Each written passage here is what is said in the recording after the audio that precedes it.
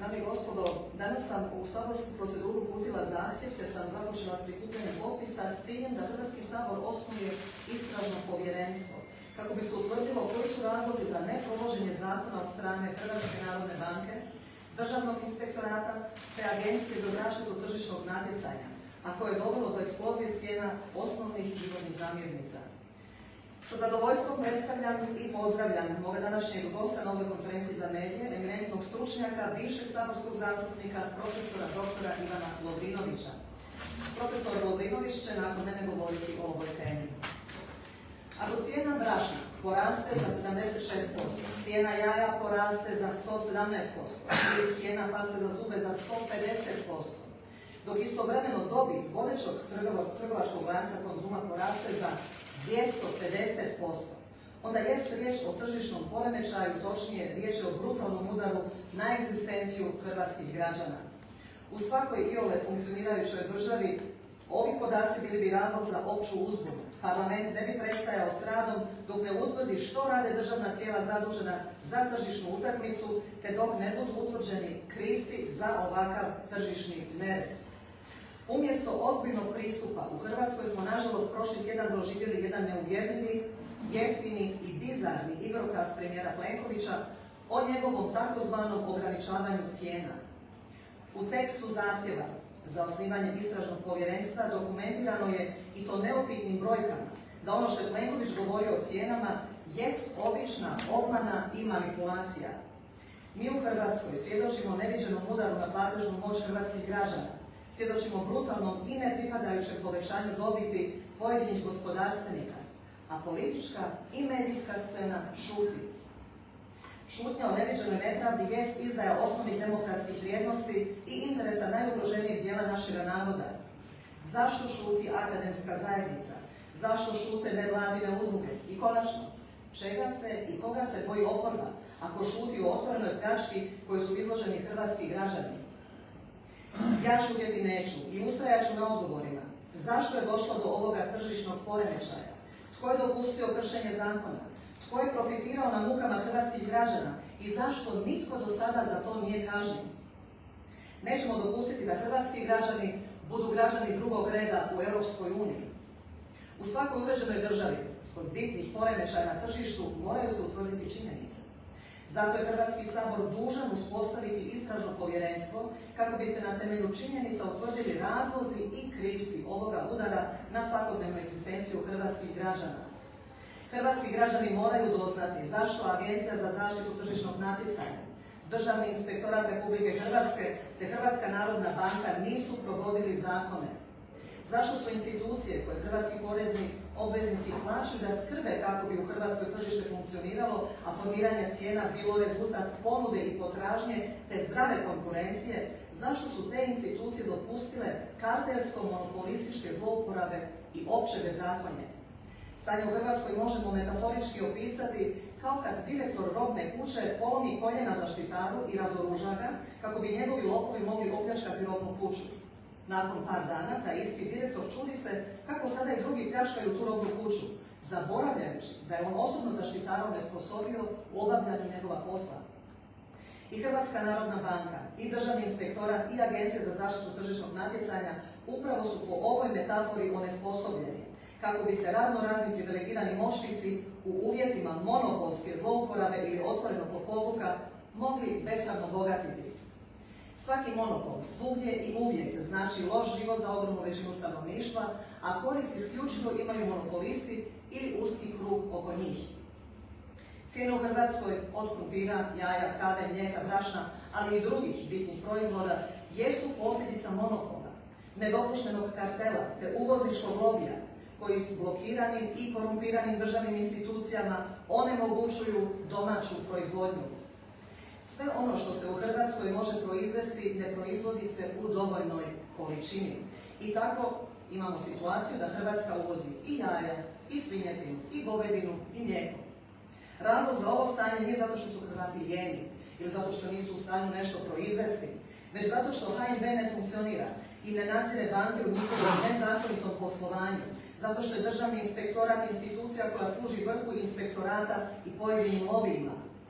a za Agenciju za zaštitu tržišnog natjecanja nitko ni ne zna čime se oni uopće bave.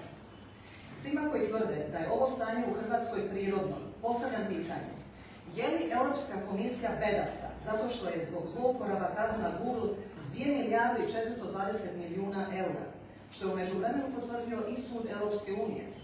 Postavljam pitanje: što je učinila Agencija za zaštitu tržišnog natjecanja na činjenicu da u Hrvatskoj imamo samo 4 proizvođača jaja koja na očigled dogovaraju svoje cijene skupa s trgovačkim lancima? Dakle, je li Hrvatska agencija za zaštitu tržišnog natjecanja u pravu ili je u pravu Europska komisija, to jest, je li monopol štetan ili je koristan? Odgovor je sadržan u sljedećim podacima. Kako je moguće da su cijene kave, paste za zube, pelena ili higijenskih potrepština gotovo iste u svim trgovačkim lancima? Jer ako mali trgovački lanac nabavlja 1000 komada određenog proizvoda, a veliki trgovački lanac 500.000 komada tog istog proizvoda, onda je nemoguće da mali trgovački lanac plaća istu cijenu kao i veliki trgovački lanac. Dakle, ako su te cijene iste i u malom i u velikom trgovačkom lancu, onda je zaključak da je to dogovorena cijena. Dogovarati cijene jest po hrvatskom zakonu, ali i po europskim pravilima nedopušteno kartelsko udruživanje, a to je, dame i gospodo, kazneno djelo. Što je dakle učinila Agencija za zaštitu tržišnog natjecanja da spriječi monopolske cijene u Hrvatskoj? Oni nisu učinili doslovno ništa. Ovdje moram napomenuti da Agencija za zaštitu tržišnog natjecanja ima tradiciju u Hrvatskoj koja se slobodno može nazvati sustavnom zlouporabom. Sjetimo se da koncern Agrokor nikada ne bi nastao da je ta agencija funkcionirala. A evo činjenica kako je funkcionirala ta agencija.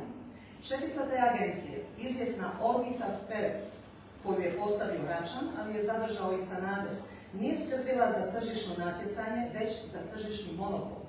Njezin muž, Davorin Spevec, dok je ona bila šefica agencije, bio je službeno zaposlen u Agrokoru. Svatko razuman se pita kako je to moguće. Ta politika blokiranih institucija u Hrvatskoj traje već više od 20 godina. Upravo ovaj podatak jest odgovor na pitanje zašto su cijene u Hrvatskoj tako visoke, a plaće mizerno niske. Na primjer, zaposlenik u slovenskim Brežicama zarađuje 50% više nego njegov kolega na hrvatskoj strani, u Samoboru, dok su cijene u Brežicama 30% niže nego na hrvatskoj strani granice. Kako je ovo moguće? Identičnu situaciju kao s Agencijom za zaštitu tržišnog natjecanja imamo i s Državnim inspektoratom. Rad Državnog inspektorata možemo slobodno nazvati oglednim primjerom kako jedna državna institucija ne smije funkcionirati. Državni inspektori mizerno su plaćeni, te rade pod pritiskom i profesionalnom nesigurnošću. Glavni pak državni inspektor Andrija Mikulić je prilikom samog imenovanja na tu funkciju bio duboko kompromitiran, jer je kao inspektor za rudarstvo imao vlastiti kamenolom koji se vodio na njegovu suprugu. U svakoj drugoj europskoj državi on bi bio procesuiran i vjerojatno osuđen na zatvorsku kaznu. U Hrvatskoj je postavljen za glavnog državnog inspektora. Inspektorat u svojem djelovanju izaziva podsmijeh, ali i gorčinu zbog načina kako djeluje. To se može nazvati sustavnim nanošenjem štete poduzetništvu bez ikakve logike i racionalnosti. Inspektorat za vrijeme turističke sezone dolazi u turistička središta i bez ikakvih kriterija ometa primjerice rad ugostitelja. Ometajući rad ugostitelja koji su na ponos hrvatskom turizmu, te gledajući kroz prste onima koji su na sramotu hrvatskom turizmu. Imate tako slučaj gradonačelnika Paga, koji putem posrednika ima objekt na gradskoj plaži koji nema nijednu dozvolu. Prije nekoliko godina inspektorat izdao rješenje o rušenju, ali objekt i dan danas nije srušen. Opće poznata je činjenica da gradonačelnika Paga štiti ministar Davor Božinović.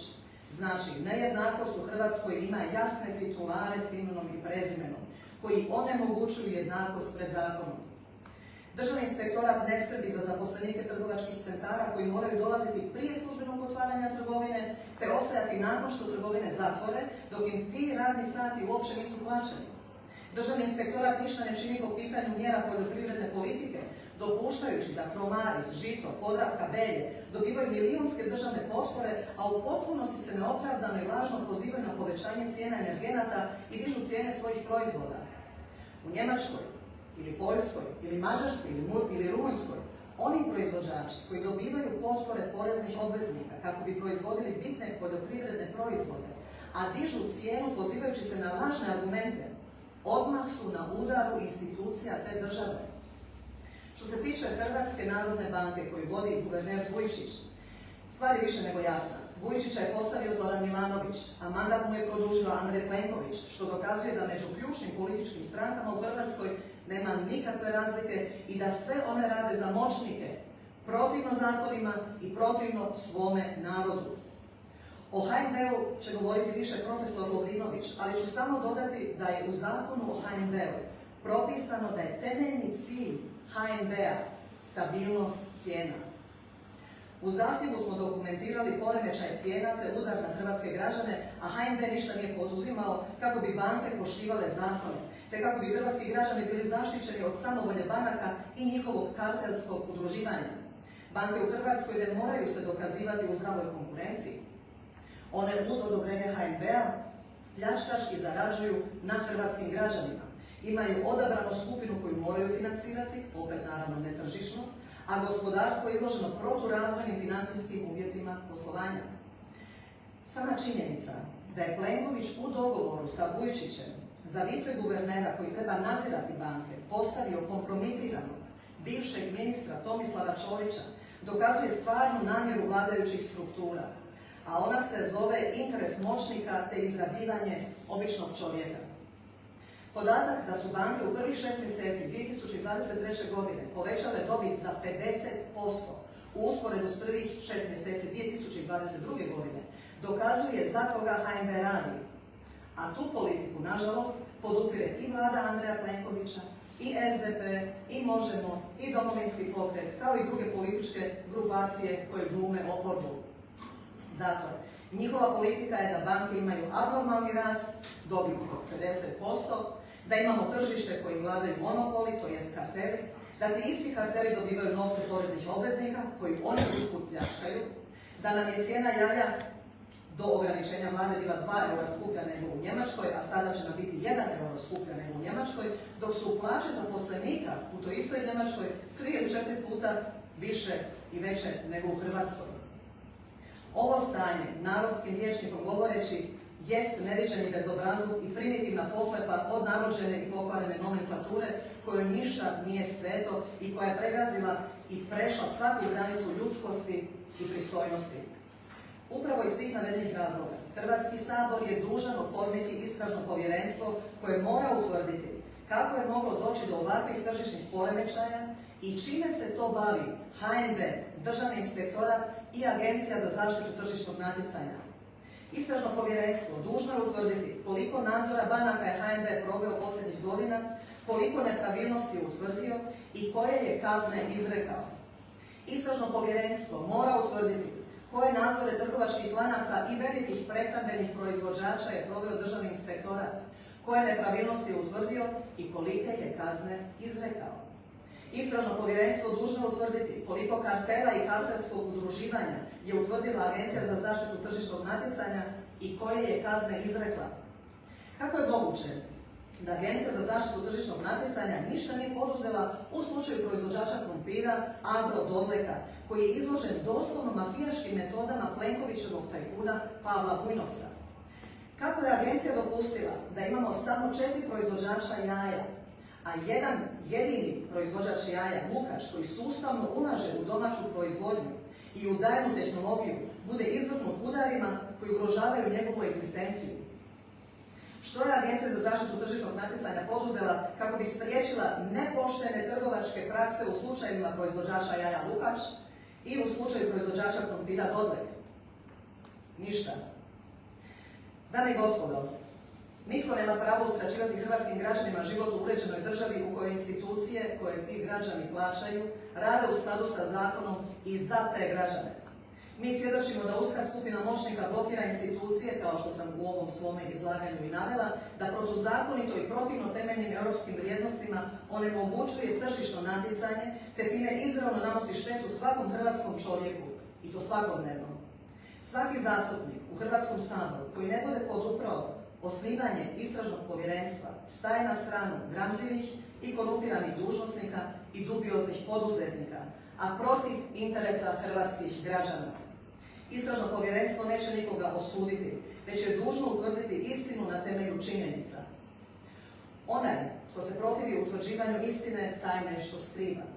Onaj tko nešto skriva nije i ne može biti na strani istine, na strani pravednosti, ni na strani svoga naroda. Ovdje ću podsjetiti da je primjerice njemački Bundestag u svojoj 70-godišnjoj povijesti samo jedanput, i to nedavno, ali zbog ustavno-pravnih prepreka, odbio formirati parlamentarno istražno povjerenstvo. Dakle, na ovom pitanju će se pokazati tko je na strani hrvatskih građana i europske Hrvatske, a tko je za gramzljive poduzetnike i za nanošenje štete svojim susjedima, svojoj općini, svome gradu, svome narodu. Zahvaljujem i molim profesora Lovrinovića da nas obrati.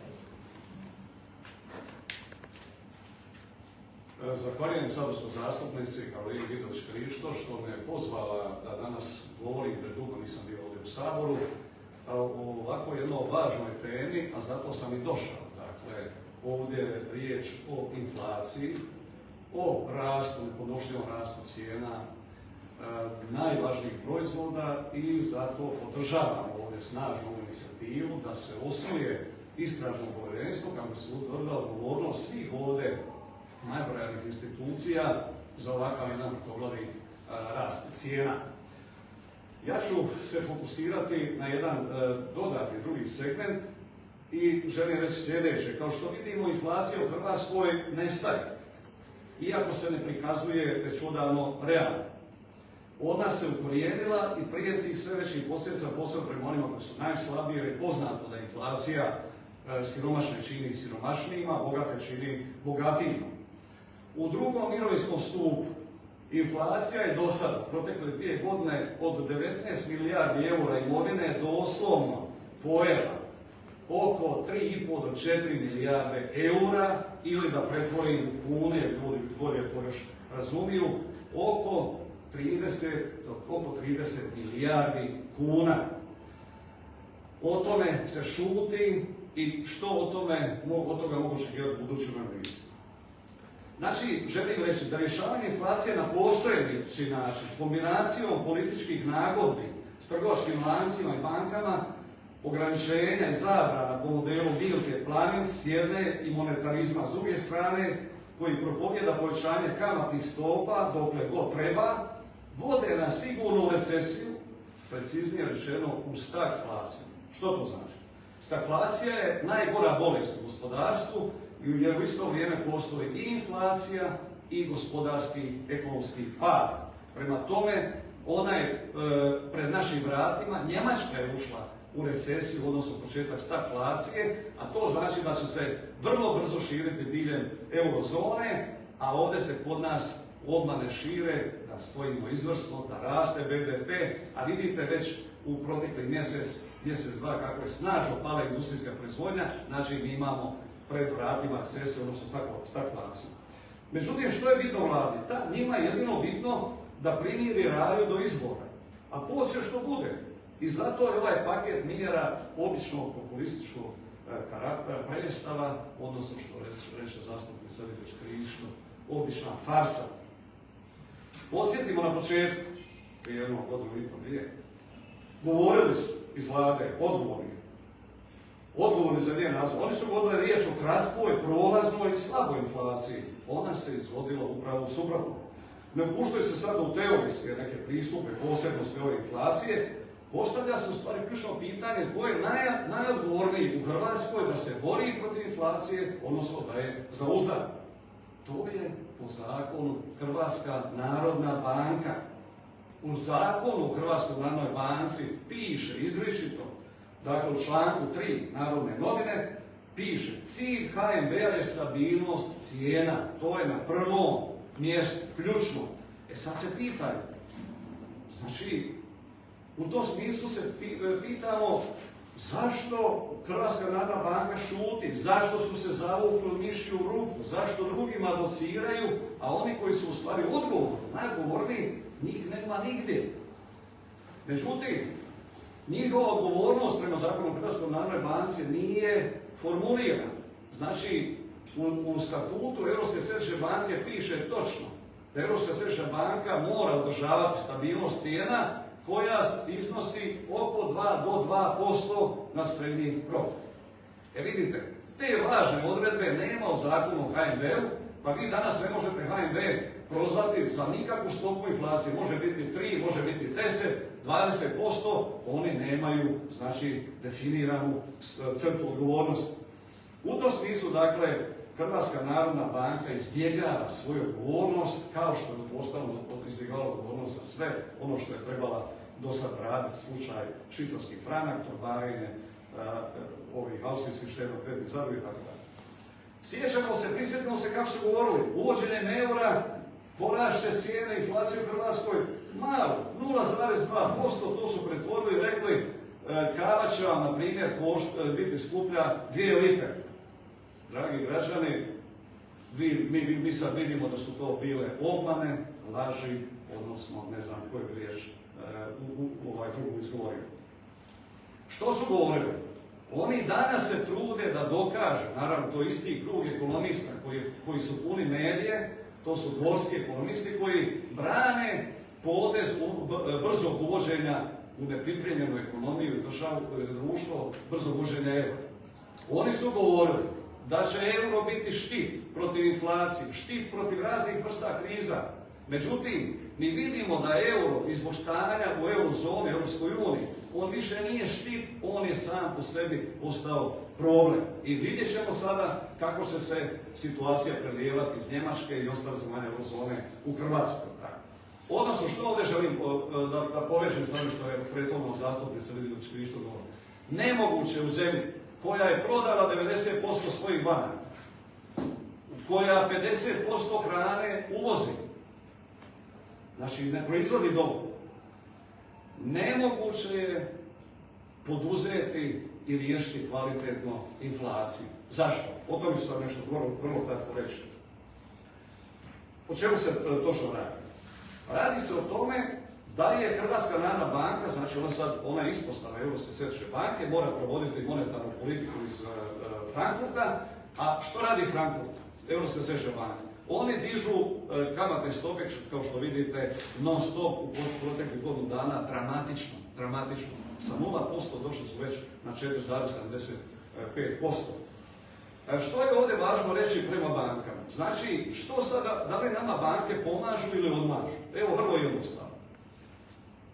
Europska središnja banka je donijela odluku, a koju provodi i Hrvatska narodna banka, da banke slobodan novac deponiraju kod Hrvatske narodne banke i ona će im od danas, jer je od danas stupila na snagu nova kamatna stopa, HNB će im na tako deponirana sredstva kod sebe bankama plaćati 4% godišnje.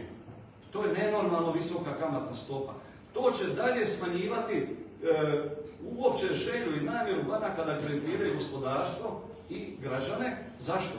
Jer bankama se isplati uz 4% kamata da ništa ne rade, da ne kreditiraju i da nemaju rizik.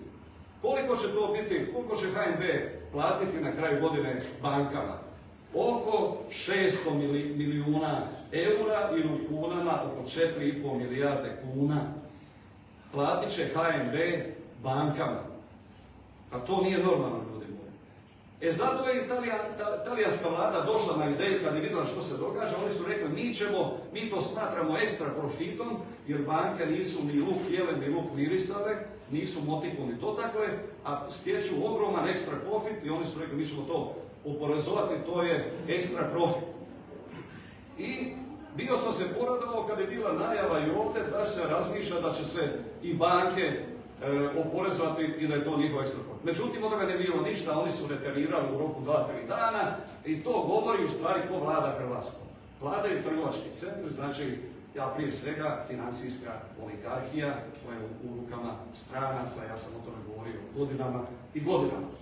I znate kako to žele kompenzirati? Umjesto da ova vlada oporezuje tih 600 milijuna eura, oni to neće napraviti. Nego rade jednu priredbu, predstavu, oni kažu ajde vi banke morate povećati kamatne stope na depozite, na štednju. Čekajte, molim vas, tko štedi u Hrvatskoj? Pa štedi eventualno najviše 10% onih koji su kojima su džepovi prepuni.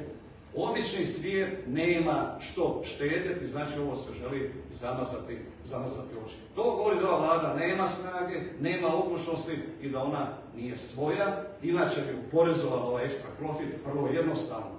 O oporezivanju ekstra profita trgovačkih lanaca već je ovdje bilo govora, da se o tome ponavlja. Želim dakle sada privoditi kraju naglasiti dakle da u tom smislu što mi možemo očekivati od ove čitave priče? Mi možemo jednostavno očekivati da će inflacija ostati, da se ubrzano krećemo prema stagflaciji, to znači ostanak inflacije, a pad gospodarske aktivnosti, gdje sam to na početku rekao, i taj model ne može riješiti ovu priču. Kako možemo riješiti? Imamo li mi ovdje rješenja? Zato sam ovdje danas i došao, jer ovo je ozbiljan govor i moraju se imati rješenja. Mi moraju se zahvatiti, treba se zahvatiti dva segmenta, proizvodnja hrane i proizvodnja električne energije i drugih energenata. Ovih 50% koje trebamo, mi možemo biti potpuno samodostatni u proizvodnji hrane, to smo bili prije čak izvozili, međutim na ovaj način, stimulirajući beskrajno uvoz, kako se radilo već godinama, šleper ekonomiju, to nikad neće napraviti. Prema tome nemate, dakle, put je prema ovome. Već ovu jesen odmah prema seljacima ponuditi garantirane cijene, aktivirati prave državne rezerve iz kojih će se sljedeće godine, ako dođe do poremećaja, izbacivati na tržište sve što treba od žita, šećera, ulja, mesa i da onda trgovački lanci ne rade što može. Tako rade uređene države, mi to znamo kako treba riješiti. A što se tiče energenata, već do sad se moglo premrežiti Hrvatska, na primjer, solarima i da električnu energiju uopće ne uvozi. O tome, znači, više prilike vjerojatno da govorimo.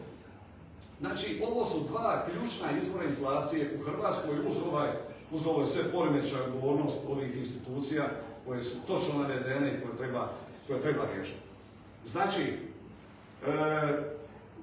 borba protiv inflacije na ovaj način kako radi vlada, ona je unaprijed izgubljena i svedena samo na propagandne akcije, populističke mjere vlade.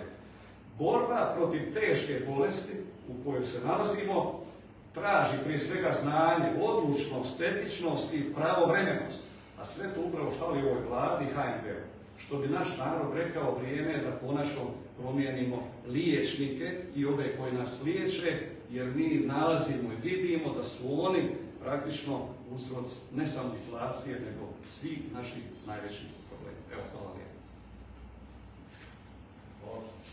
Hvala lijepa profesoru Lovrinoviću. Izvolite ako imate pitanja.